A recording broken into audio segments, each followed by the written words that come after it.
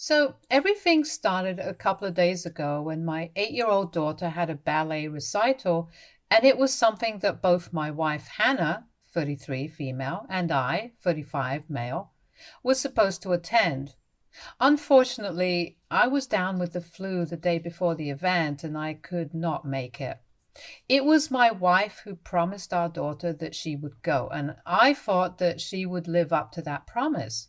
But on the day of the recital, Hannah came back home with my daughter, and she was really upset.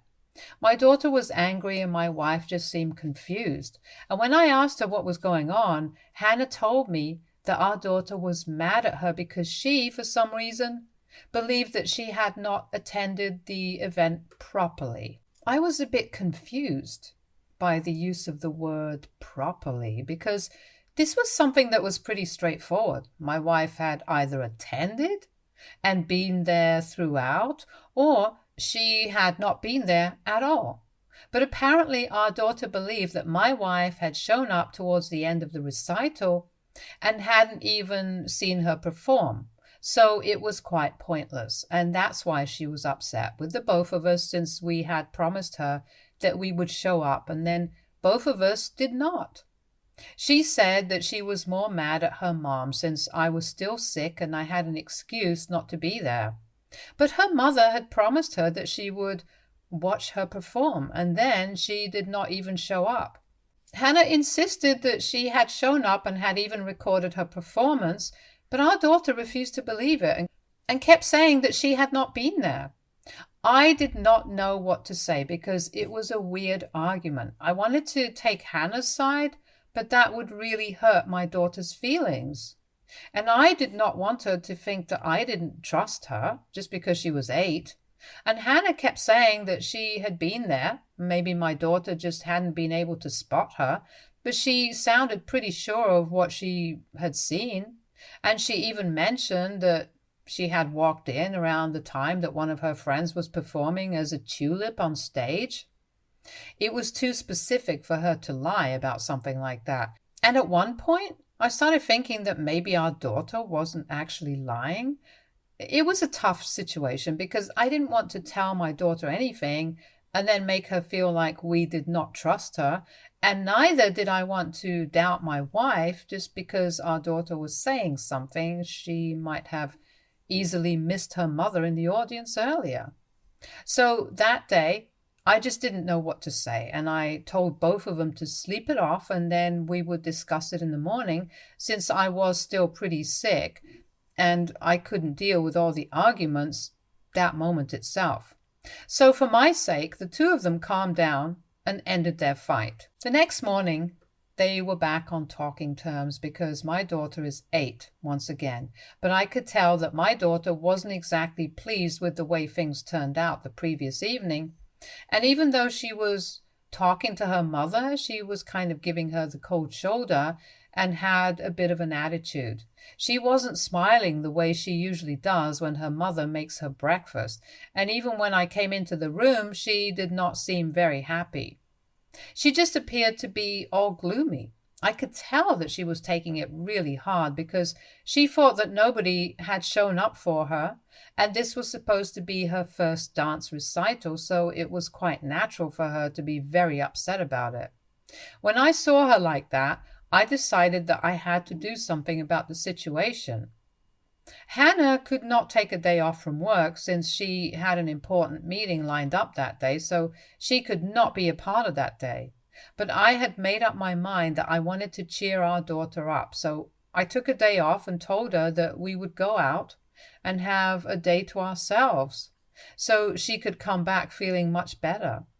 When I told her that, she seemed kind of excited about that opportunity, and after Hannah left, we locked the house and went to the mall for an early lunch, and then I was going to take her to the bookstore and buy her whatever she wanted, since she likes reading.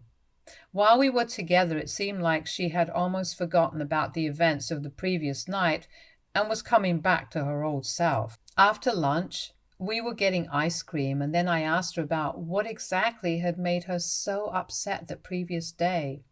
She then started telling me that she was sure that her mother had not shown up on time since she had been waiting behind the curtains and peeking out every chance she got to look at the audience and see if her mother was there or not. Even when other people were performing before, she was looking out through the wings trying to check out if a mother was sitting in the audience or not. She also told me categorically that there were very few people in the audience, mostly just parents who had shown up for the event because there were not a lot of kids in her dance class. And that was true. I can vouch for that. There were a few people to look at, and had her mother been there, she would have been able to see her. She told me that she was pretty certain that her mother had not shown up until after her performance was over, since while her friend was performing, she was still peeking out the wings and she spotted her mother walking in and taking her seat. She told me that she was quite upset that her mother was lying about everything, especially after both of us had told her not to lie and taught her that it was wrong. She didn't know the word for it, but I knew that's what we would call it. It was hypocritical. Look, I trust my wife. We have been together for so many years, and I don't think people have been able to make it this far without having the utmost faith in each other. She and I met almost 12 years ago and have stayed together since then. We've been married for 10 of those years and have an 8-year-old daughter, of course. I trust her. But the things that my daughter was telling me were too specific for me not to believe. And I was not going to disregard her words just because she was 8. She sounded very serious, and I knew that my daughter was not a liar. So she would never make up something like this. And that's when I started suspecting that maybe there was something off and my wife was actually lying to us and trying to gaslight both of us into believing that she was there. She might not have been. I had a day off, so I decided to do some more digging on the same day. After getting lunch and buying my daughter the books that she wanted at the bookstore, she wanted to go home so she could read, and I dropped her off at my mother's place so she could do that in peace, and then I went off on my own. First, I headed to her dance class so I would be able to talk to her dance instructor. If anybody would be able to tell me what was going on, that was my best bet. Luckily for me, I caught her just as she was leaving for her lunch break, and when I asked her if my wife had shown up for the event yesterday, she told me no. She informed me that my wife had actually called her a couple of hours before the event was supposed to start, around the afternoon, and told her that neither of us would be able to make it because I was sick and she had a prior commitment.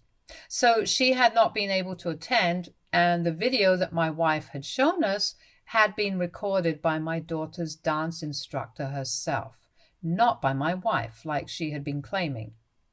I thought that it was very fishy, and I decided that I had to find out where she actually was because I could not come to terms with the fact that she had lied to me. And I knew that if I confronted her about it, she would just cover it up with more lies and erase the truth. For about half an hour after I learned that she had actually been missing from the event and had been lying to both of us, I kept brainstorming ideas on how to find out where she actually was, and then it hit me. I could just check that timeline of her visits on maps since I'm pretty sure that our car navigation system must have logged it into the record. I was counting on her not to have erased it before, and thankfully she had not remembered to do that. So when I checked out where she had been the previous day on maps, I realized that she had taken a route that was quite familiar to me and was visiting an address that I had known for a really long time. It was her brother-in-law's address, and seeing it broke my heart. I could also see the time that she had visited him and at what time she had left the place to go to her daughter's recital. I calculated and realized that she had spent almost 4 hours at his place, and I couldn't understand why. Her brother-in-law, Thomas, had not kept in touch with us for the past couple of years. Hannah was actually a twin, But unfortunately, her sister had lost her battle with ovarian cancer 3 years ago. Since then, Thomas has cut all ties with us and had nothing to do with his late wife's family. After the funeral, we tried to reach out to him a couple of times, but he made it very clear that we were no longer welcome in his life. We were all very devastated, but he took it the worst, which made sense because we had lost somebody close to us, but he had lost his soulmate, who is what he used to call his wife. And it was very obvious to anybody who saw them that they were truly in love. We attempted to get in touch with him several times, but there was only so much one could do without getting a response from the other person, so we gave up after a while. However, Hannah continued to try to get to him, and when I asked her why, since he had already shown us that he did not want us to reach out to him, she told me that she had already lost her sister, and she did not think it was wise to let him be on his own and all alone because that's not what her sister would have wanted. She told me that she was afraid that he was pushing us all away because he was depressed and was scared that he might do something to himself. And if he did, she would never be able to forgive herself. So for a year after her sister's demise, she kept trying to talk to Thomas, and he would only shut her out. I thought she was doing something very noble, and I was really proud of her for trying to help. One day, all her hard work paid off, and he invited her home. But he had one very specific condition, that it was only going to be him, nobody else. He said that he was not comfortable with meeting other people from his wife's family right now, and since she had been consistently trying to get to talk to him, that is why he was letting her in, and they could build their way up from here, but for now it only had to be her. I thought it was fair. She had been the only person who had tried so much to keep in touch with him and make sure he was doing fine. Nobody else had put in as much effort as my wife had, and I understand that he did not want to be vulnerable in front of anybody else apart from her. I knew that he was a grief-stricken man, and I wanted her to be able to help him, so I told her that it was fine with me if she went to his place on her own. Never in a million years would it ever occur to me that he would try to do what he did, because in my head, I had only seen him be in love with my sister-in-law, so I couldn't even imagine that he would try to hit on my wife. In hindsight, it was pretty stupid of me, and I probably should have insisted that I accompany Hannah to his place, and then maybe he would not have tried to come on to her. But anyway, when my wife came back home that day, I did not expect her to be back so quickly because it had been barely an hour since she had left. She was very upset, and she told me that she had just wasted a year of her life trying to help a man who was way beyond help. She told me that Thomas was screwed in the head, and she did not want anything to do with him anymore. She even told me that we were forbidden from discussing or ever talking about Thomas or her sister in the house anymore, because what happened was really just messed up. She told me that when she visited him that day, he had set up the living room as if it was a date. He had aromatic candles placed here and there and had turned the lights down low and was even playing music for her, but nothing that she liked. He was playing her artists that her sister used to love, and she instantly started feeling really weird and disturbed when she walked in. She tried to ask him about it, but instead of replying to her, he started talking about how he had always known that this was going to happen. And then, while she was still struggling to understand what was going on, Thomas tried to give her a hug and kiss her on the cheek. And she figured that because of his depression, he had gotten the wrong idea as to why she had been trying to keep in touch with him. So she pushed him away and explained to him that she did not have any intention of starting something romantic with him, and tried to tell him that she was only just concerned about his well-being, which is why she was trying to talk to him.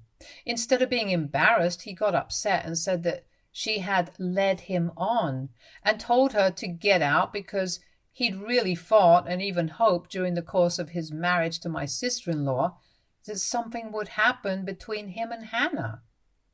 Now that Hannah's sister was no longer in the picture and she had been trying to contact him, he figured that what he had hoped for was finally coming through. But when he realized that it was not the case, he told Hannah to leave, and she left gladly. When she told me about all of this, I was very upset as well because I had thought that Thomas was a decent guy.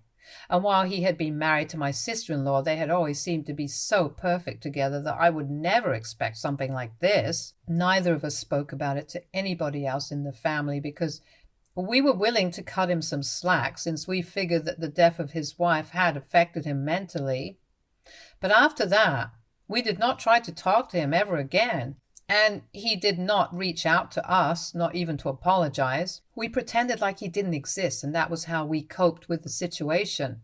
But then when I saw that she had visited him and had lied to everyone about it, I lost my cool. I called my lawyer up immediately and told him to start preparing a divorce petition because I was just that pissed off. I planned on confronting Hannah after I got back home that day, so I told my mom that I was not going to pick up my daughter from her house and that she had to look after her that day. I filled her in on everything that was going on and whatever I was planning to do once I got home, which is why I did not want our daughter to witness things because I knew that the fight could get ugly and I didn't want her to see us like that.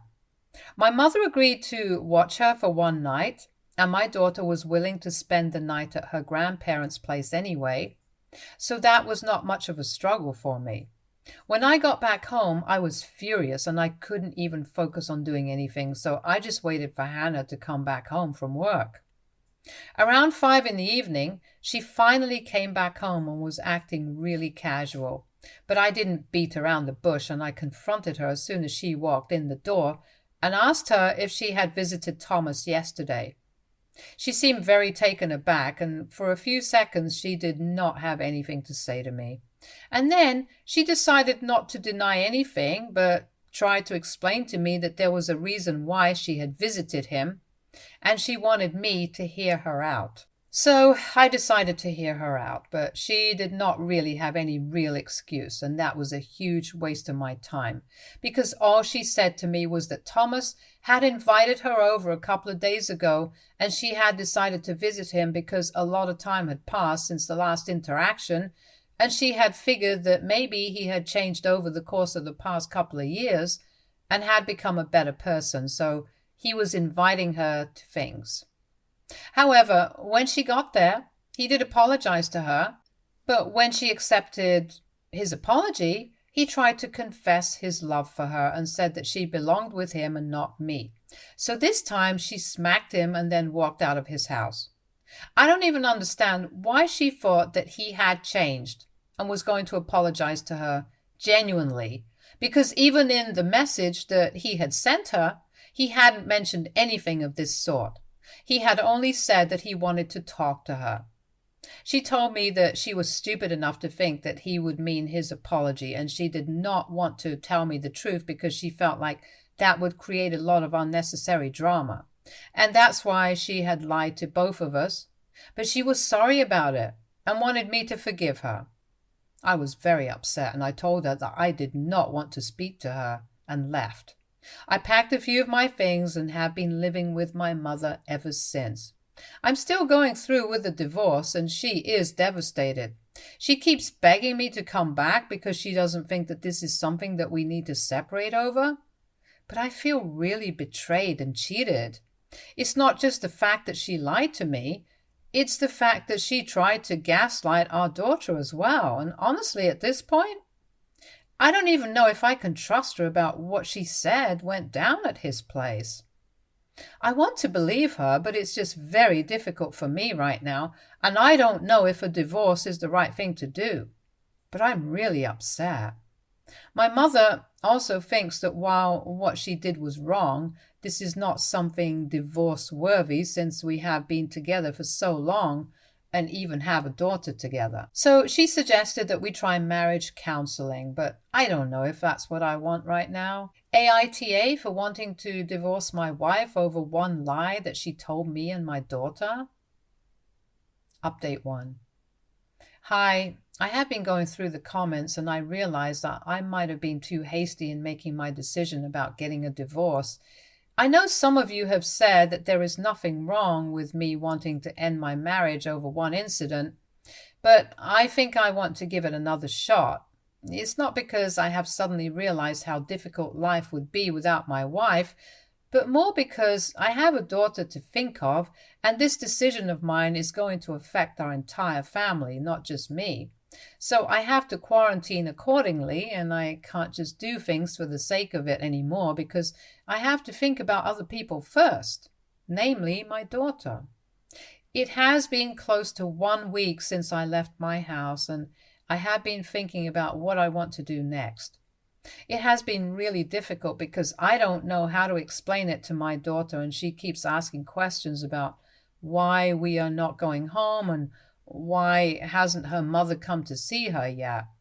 I told her now that we were currently having a disagreement and she and her mother would be reunited pretty soon. Hannah is texting me every day to ask for forgiveness, and I want to respond to her. I want to talk to her, but I don't know what to say. It's been a difficult time for all of us as a family, and I'm really grateful to my mother for being here for me during this time. I think this evening I might finally reply to her messages and tell her to meet me in person because I think I might be better at speaking to her that way. On text, I don't think anything can be resolved anyway, so I have decided that I'm going to talk to her today and try to sort things out with her in person. I don't know what we're going to decide eventually, but I just want to give our marriage another chance because we have been together for a really long time, like my mother had said, and we have a daughter together. So whether we like it or not, we have to at least try and make this work for her sake. I did speak to my lawyer a couple of days ago and told him to put the divorce proceedings on hold for now because I don't exactly know what's going to happen. We might end up staying together. I just don't know anything. I'm not sure about anything, and I'm just so lost. Update 2. Hey everyone, I just came back home from my meeting with Hannah. It has been an hour since then, and I have mixed feelings about how everything went. We decided to meet at our restaurant because that was our safest bet right now. When I got there, she was already there, and the first thing that she said to me when I walked up to her was that she was really just sorry about everything. She told me that she had lied to me because she was afraid of the consequences of telling the truth, and ultimately that had been worse. Hannah confessed that the only reason she had visited Thomas was because that was one of the last couple of links that she had with her sister, and she did not feel comfortable cutting him off entirely, but she did not have any other choice either because of his behavior. Her parents don't talk about her sister anymore since it hurts them too much, and she had believed that maybe Thomas would be able to be her safe space, and she wanted to talk about my sister because both of them had really loved her. I was kind of hurt by that statement, and I asked her, why couldn't she talk to me? And she told me that she could talk to me, but it was just that I did not know my sister-in-law the same way that Thomas had known her, that she had known her. The three of them had known each other for a long time before I was even in the picture, so naturally they had a very different relationship, and I guess that makes sense. I have never had a sibling, so I don't know how that feels, and I know it has been really difficult for her because they were very close. But coming to what we talked about going forward, we have decided that we are going to stay together. I know that it might not be something that people will agree with, and a lot of you in the comments think that I should be suspicious of her and believe that she's cheating, but nobody knows her like I do, and I feel like I should give her one more chance. If I get hurt, that's on me. But I feel like we have been through so much together that this is the least that we can do for each other. She has apologized to me profusely for lying, and we have decided that we're going to try couples counseling. But for now, We are keeping our distance from each other because both of us need our space to deal with our emotions right now. For the next couple of days, I'm still going to continue living with my mother. But I did talk to her about it, and I told her that our daughter really misses her, so she's going to spend the next couple of days with Hannah. Update 3. Hi, you guys. It has been almost 2 months, and Hannah and I are currently in couples counseling. We started about a week after I posted here, and things have been going well. I'm very thankful for that. We have obviously moved back in together.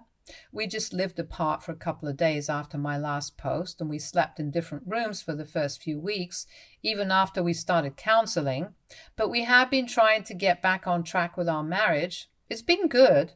Last week we started sleeping in the same room again, and it was nice because it almost felt like old times again. We are trying our best to rebuild the trust that has been lost, and I would say that I am really happy that I decided to give Hannah and our marriage a chance. Because things have been getting better every day. And most importantly, our daughter seems happy, and that's really why we had even done all of this.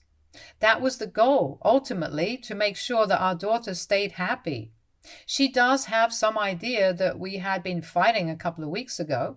She's not oblivious. She keeps asking us if everything is right between us again. We have to tell her that we are working on it because we want to be honest with her. And that's an answer that seems to satisfy her, so that's what we're sticking to. And I don't think that dealing with Thomas is going to be a problem ever again, because we heard from a couple of people that he sold everything that he had here and moved back in with his parents, who live in another state. So he is not going to be back here anytime soon. Hannah believes that this might be the reason why he had reached out to her, to try to get her one last time before he left. I guess that makes sense. It sounds like something he would do. Maybe like a last-ditch attempt to get with her, which ultimately did not lead anywhere for him. Hannah and I are still together, and he's gone. She and I are trying to make our marriage better every day, and we hope that by next year, we will be perfectly fine again. And even if we are not perfect, at least we will be better. Better partners and better parents, that's all we want to be. So thank you to everybody who gave us advice, regardless of what kind of advice it was. I'm just happy that you guys took the time to reach out to me and comment on my posts and stuff. I will always be grateful for that because it really helped me sort things out in my head.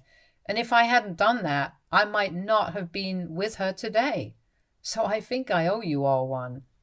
Stay tuned for more stories from our girl relationships.